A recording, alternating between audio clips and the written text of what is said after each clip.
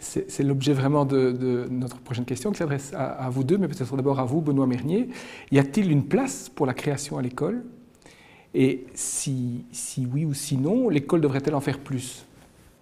Alors j'espère qu'il y a une place pour la création. Alors effectivement, il faut bien regretter, et on ne va pas se lancer dans des discours pessimistes et larmoyants, il faut bien remarquer qu'aujourd'hui, les cours véritablement artistiques sont le parent pauvre, pour ne pas dire indigne, de l'enseignement à tous les niveaux, spécialement l'enseignement fondamental.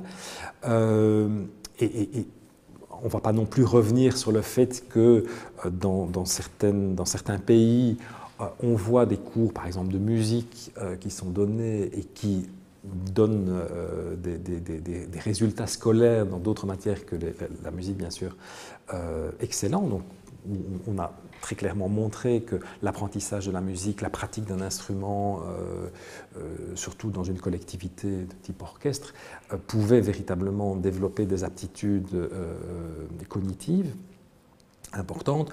Je pense qu'au-delà de ce constat un petit peu amer, il y a d'autres pistes qui peuvent être envisagées par rapport à la créativité. Mais là aussi, je dirais quelque part, c'est aussi une question d'expérience. C'est-à-dire, comment le professeur va-t-il enseigner la matière? La création, c'est avant tout un état d'esprit, une disponibilité. Et je crois que là aussi, l'idée de la créativité, elle peut transiter par rapport à cet état de disponibilité. Et sur le plan de la méthodologie, je crois que là, il y a une place énorme par rapport à la créativité. Jean Demeung, même question. Y a-t-il une place pour la création? Peut-être aussi versus reproduction quand on pense à l'enseignement ou l'enseignement universitaire, par exemple. Oui, je pense qu'il y a bien entendu une place pour la création à l'école. Mais je voudrais peut-être rebondir sur ce que dit Benoît, c'est qu'au fond, le problème de la création, c'est le problème d'une dialectique entre la règle et la liberté.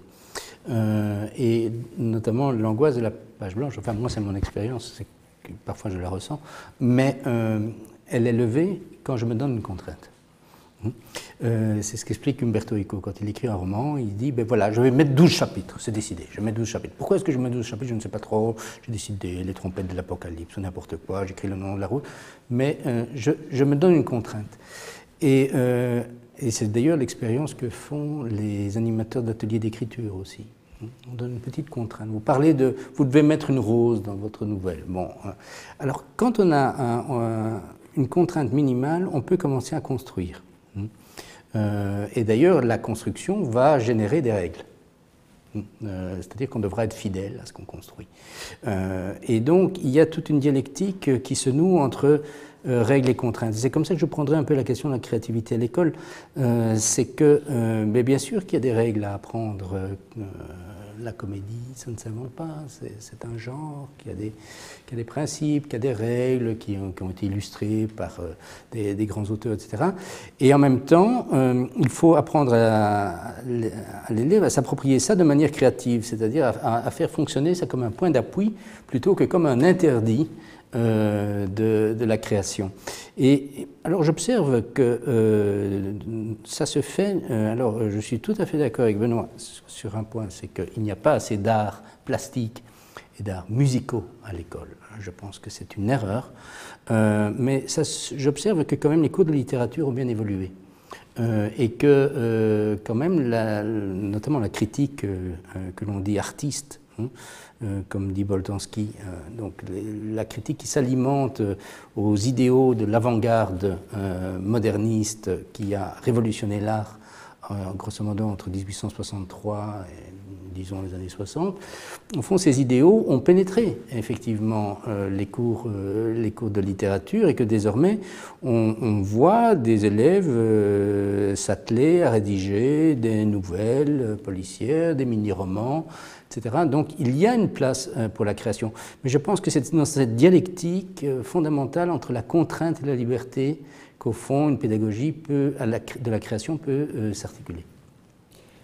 Peut-être je rajouterais une petite chose, mais je vous suis à 120%, c'est que la contrainte stimule. Oui. non seulement la contrainte permet d'éviter le problème de la page blanche, mais il stimule. C'est-à-dire qu'on on peut s'alimenter avec la contrainte, et puis cette contrainte peut aussi évoluer, c'est-à-dire que la contrainte peut en générer d'autres, ou elle peut générer un autre type de liberté auquel on n'avait pas pensé. Donc, et ça, je crois effectivement, par rapport à l'école, la culture peut vraiment nous apprendre ça, c'est-à-dire que comment faire de la contrainte quelque chose, non pas seulement de positif, mais de créatif. Mm-hmm.